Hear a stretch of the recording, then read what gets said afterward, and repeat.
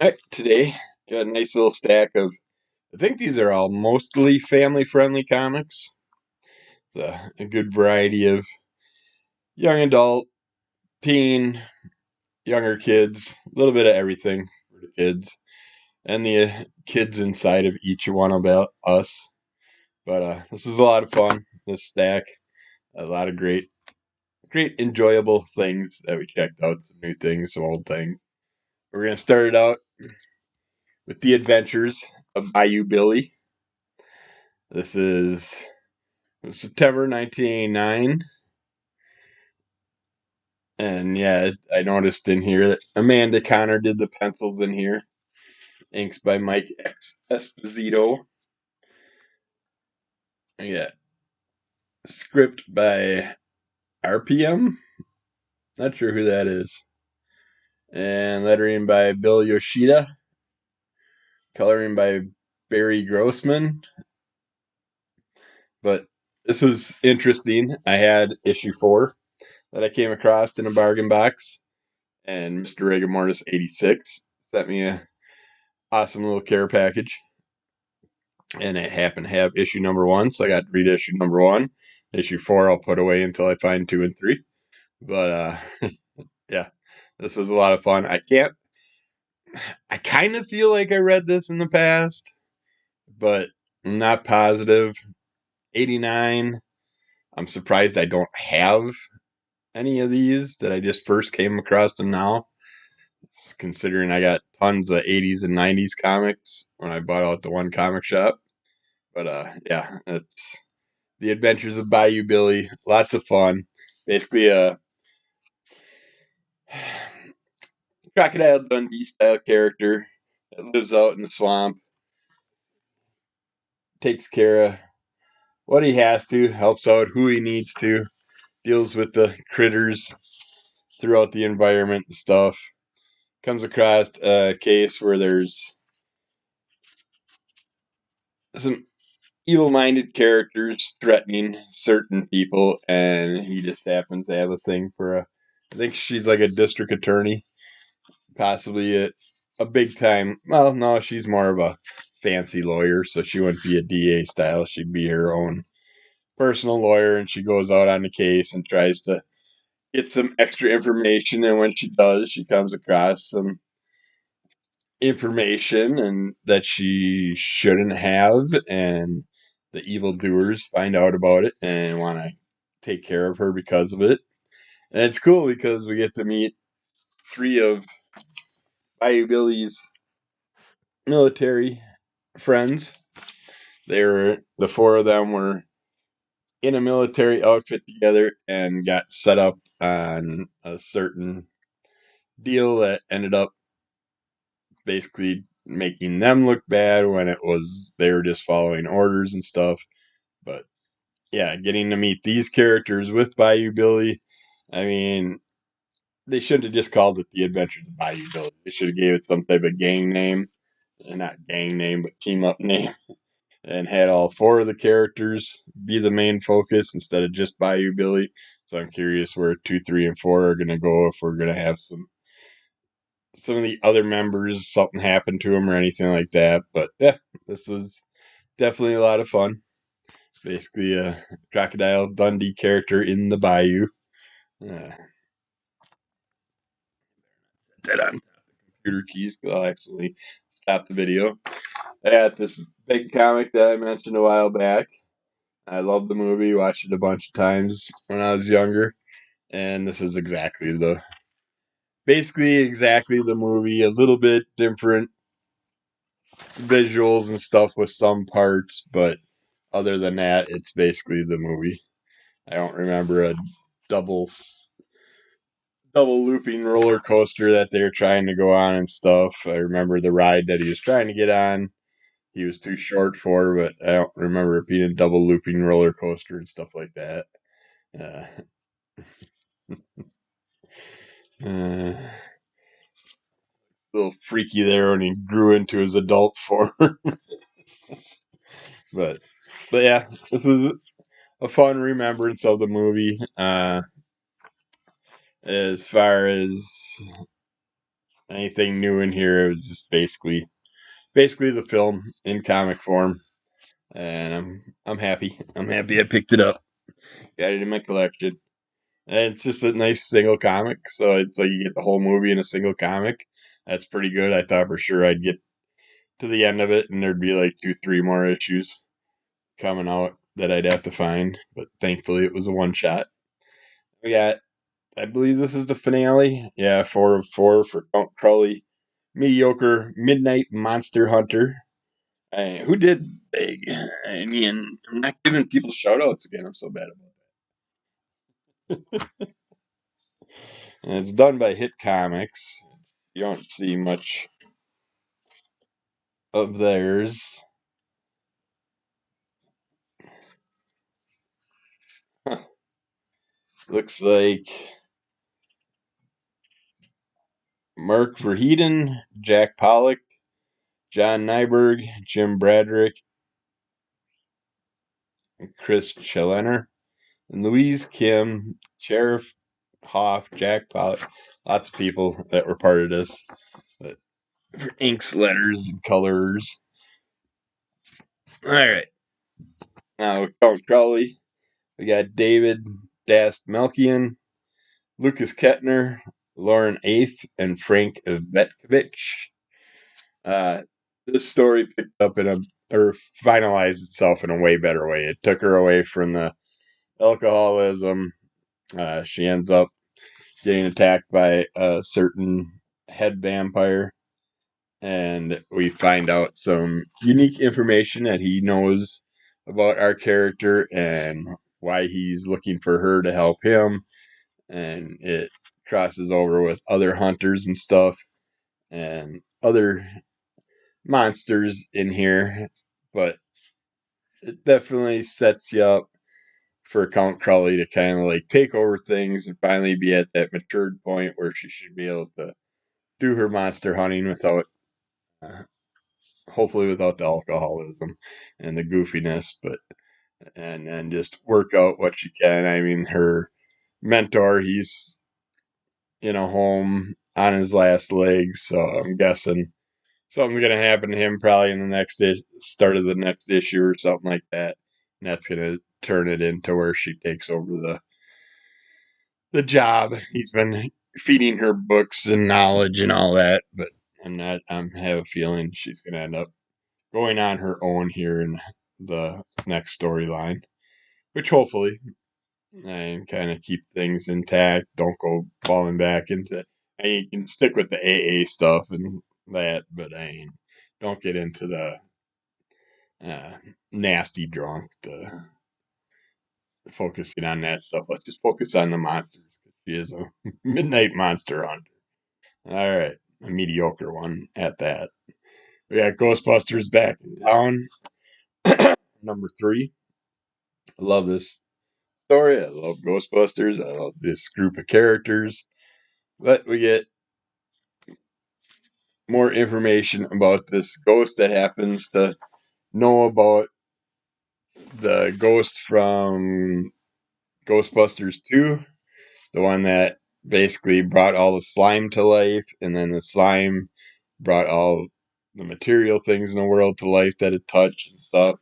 And we got our 2 different types of slime now, and we find out through our older Ghostbusters that they can counteract each other. And but the problem is the pink slime they only have a little bit of, which is good slime, and there's lots of the green slime, so they gotta find a way to deal with it. And yeah, it's definitely a fun story. I don't really get the feel of anything to do with the new movie other than them coming to the city and moving into the old Ghostbuster station, taking over for the Ghostbusters and getting all set up.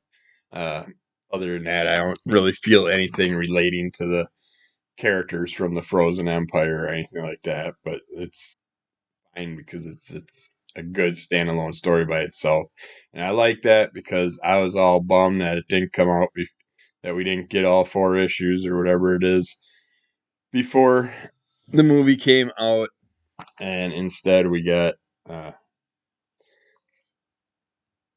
a whole different story that didn't really link to it other than them coming to the city.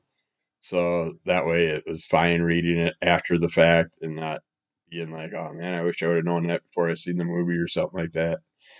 David Embor, Blue Delaquanti, Chris Peter, and Jimmy Betancourt on that one.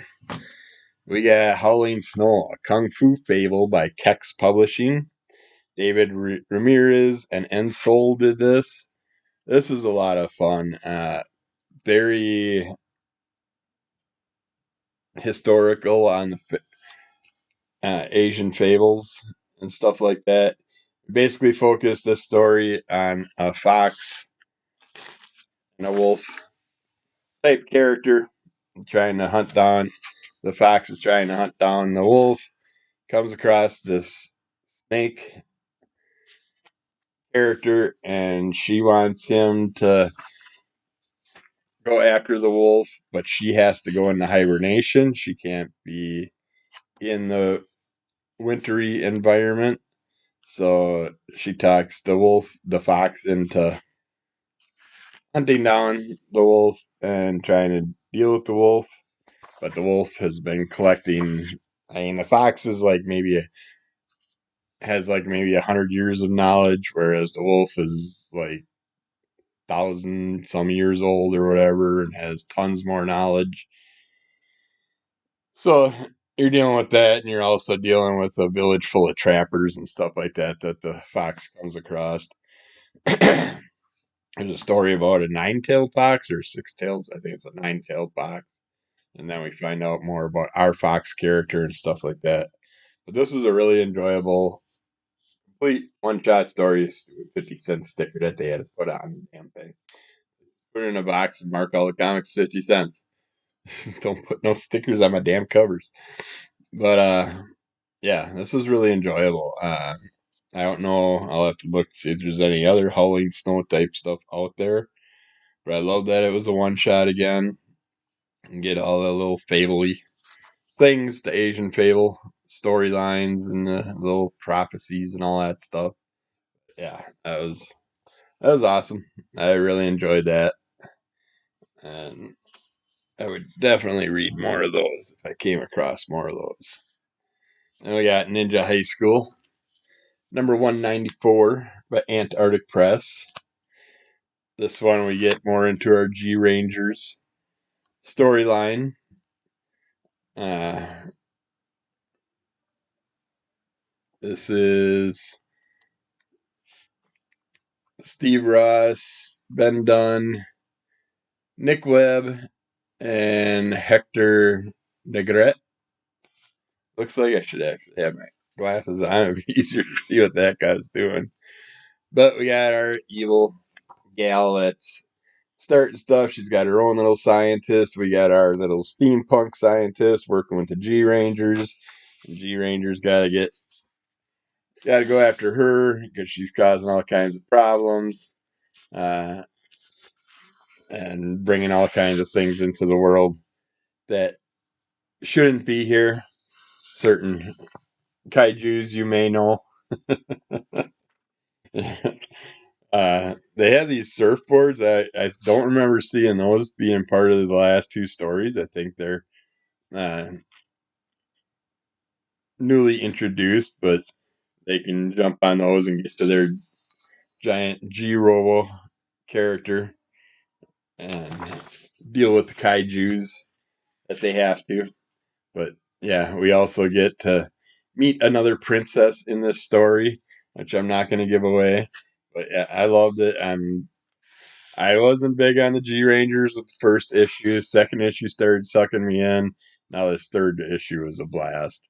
And then we get this little. I'm guessing these are all stories by fan story type things. This is done by Eric Perez. This is part 2 of Heroine in Underwear. She's got her pants on, and whenever she goes into battle, her pants disappear.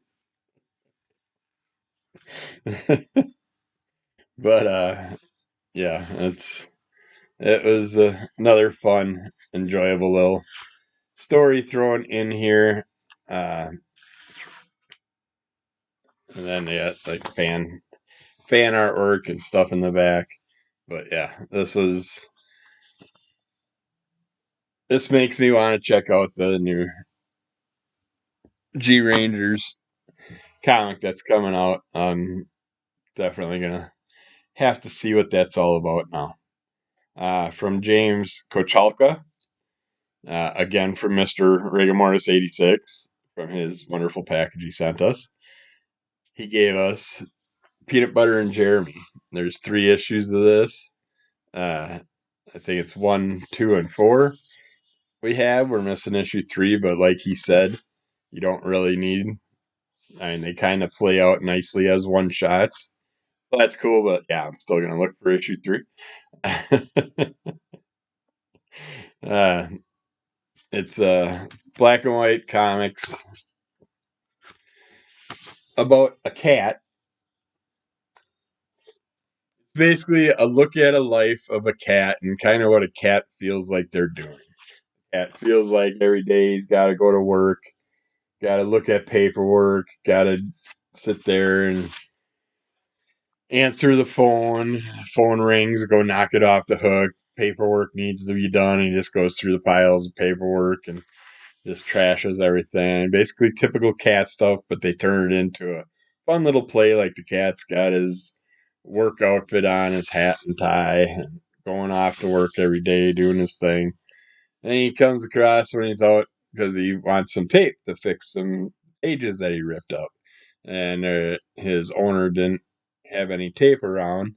So he's like digging underneath the couch and comes across a bill, grabs a bill, goes off into the wild and is going to go to a store and pick up some tape and comes across a crow that tells him, well, $1 ain't going to get you nothing. Can I have the $1 for my nest? So the crow takes the $1. And crow tells him a story about how there's these jewels underground that those evil squirrels are digging up and burying all these jewels. And a nice little quick space story on the back of the first issue.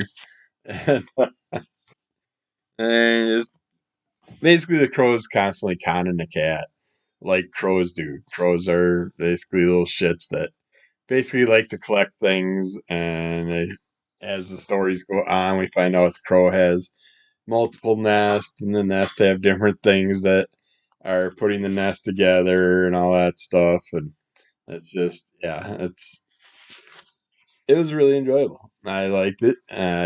All the characters are represented in a unique way. Like they're humanized a little bit, but yet you understand that it's because of their animal curiosity and instincts and why they do the things they do throughout here. And we also see where the crow does not get his butt south before winter comes, wakes up one day covered in snow, and you gotta see how he tries to connive the cat into helping him out again. Well, the cat's just laying on a nice little warm heater inside the house, and the crow's outside freezing his butt off. But yeah, these were really enjoyable. I liked them. It was a unique, good pick. I see number 4 was a free comic book day one. I don't know if the actual 4th issue is have any more material. I doubt it. It felt like a full solid comic. It had just as many pages as the other ones. So yeah, I'm gonna have to definitely research that and learn a little bit more about those characters. We got Superpowers number 4, number 5,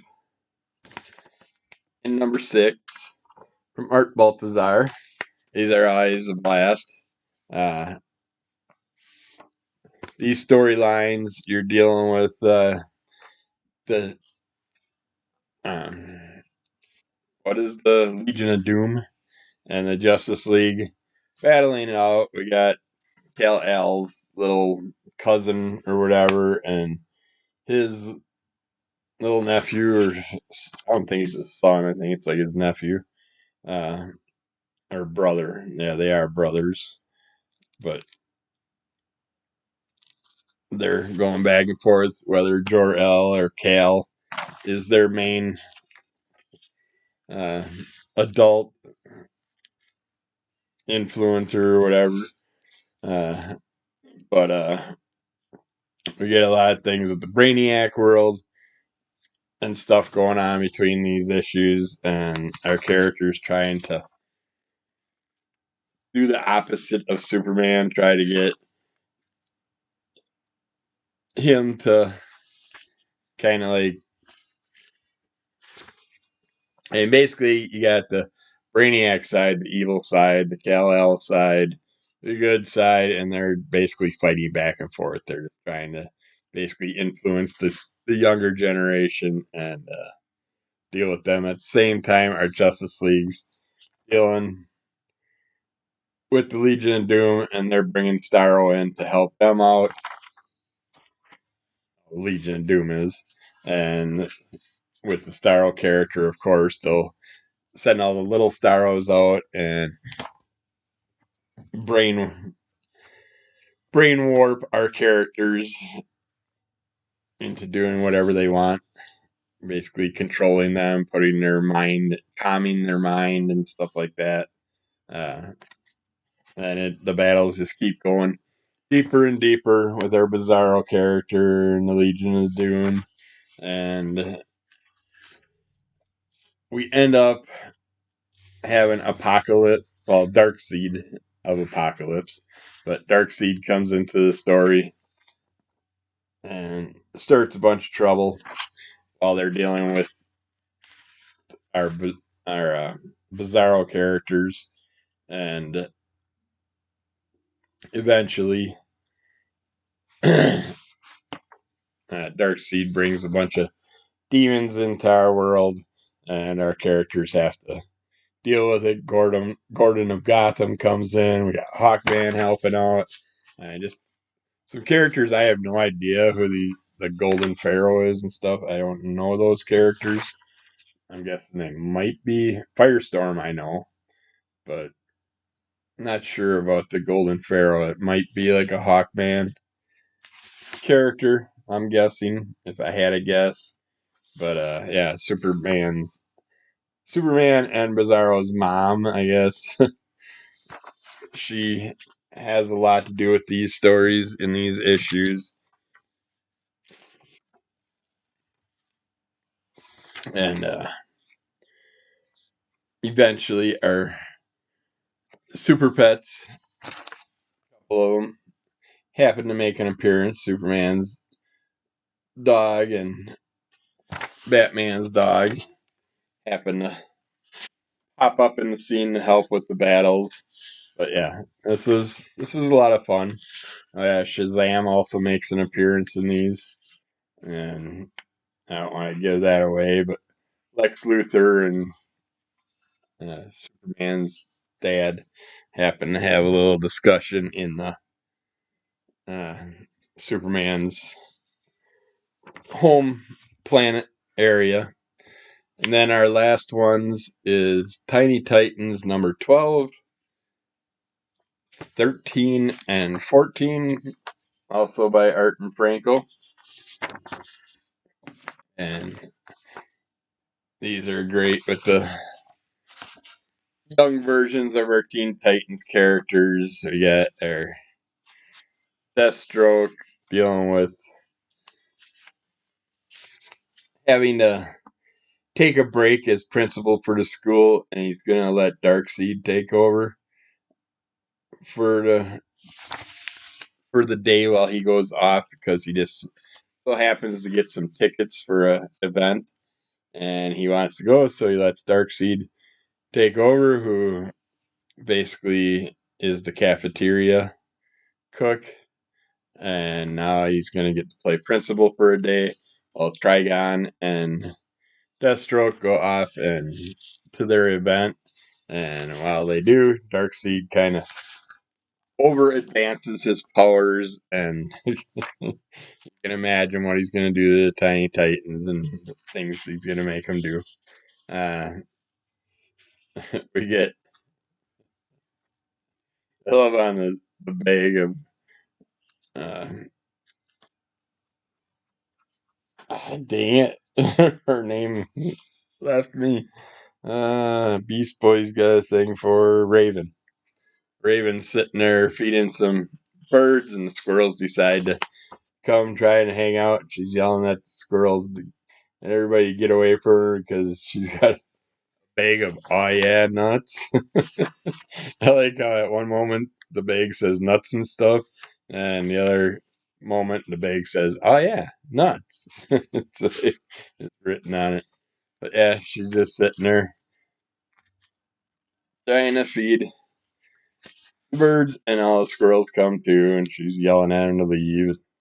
Get them out of there as she does. The other Tiny Titans are walking through just doing their thing. Yet, and each one of these has a bunch of little stories, but they all kind of combine in a way. We get Brainiac working with the kids. They're all trying to get their own little head symbol, like he has that weird little X thing going on his head. We got Alfred has to babysit the Teen Titans and their super pets for a day, and you can imagine where that goes with the Super Pet Club, and we get to meet some new characters and their pets. We also get to see the characters. The Tiny Titans try to do some laundry by using way too much soap and stuff. The standard story that we've seen many a times. And then we go into another meeting of the Pet Paradise Club. In issue 14, we get certain Tiny Titans are being taken away from Wonder Woman's um, land. The poor boys had to stand on a tail because they can't step foot on their land where all the Amazonians live. I can't think of the stupid name of it at the moment, but yeah.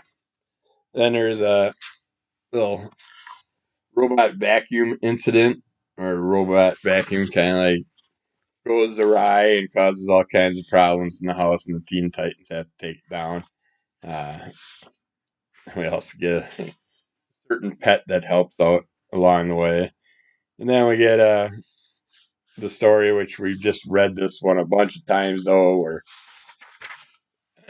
Beast Boy and little Beast Girl character sees him. She falls in love with him, wants him to be her own, so she takes him over, and basically he turns into, at one point, into a puppy, and she wants to make the green puppy her own, and so she does. But yeah, that's it for today. As a nice little stack of all ages friendly style comics, great for doing for bedtime stories or just for kids to get into reading or whatever, any of those things. But a lot of fun stories. I had a lot of fun with them. So check those out if you're looking for all ages friendly stuff. Rate, review, subscribe, tell a friend, like, and check out Crimson Pellet Comic Club, and we'll get back with more soon. All right, thanks. Bye.